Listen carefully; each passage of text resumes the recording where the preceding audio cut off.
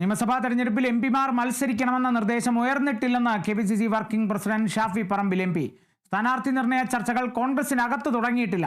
കോൺഗ്രസിന്റെയോ UDFന്റെയോ പ്രവർത്തകർ ആരും നേതാക്കൾക്കെതിരെ പോസ്റ്റർ ഒട്ടിക്കില്ലെന്നും ഷാഫി പറമ്പിൽ പറഞ്ഞു.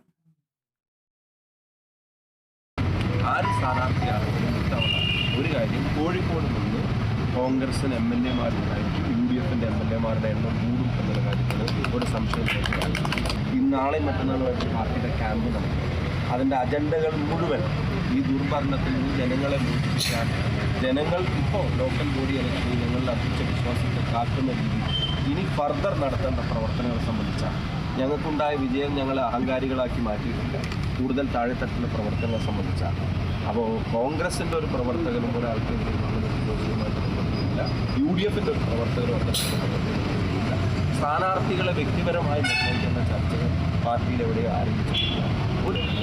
ആ പോളിസി ഡിസിഷൻ എങ്ങനെയായിരിക്കുമെന്ന് നിർണ്ണയിക്കേണ്ട കാര്യങ്ങൾ പാർട്ടി ക്യാമ്പിൽ ചർച്ച ചെയ്തു. ബത്തേരിയിൽ നാളെ ആ ക്യാമ്പിൽ ആ ഗൈഡ് ലൈൻ അനുസരിച്ച്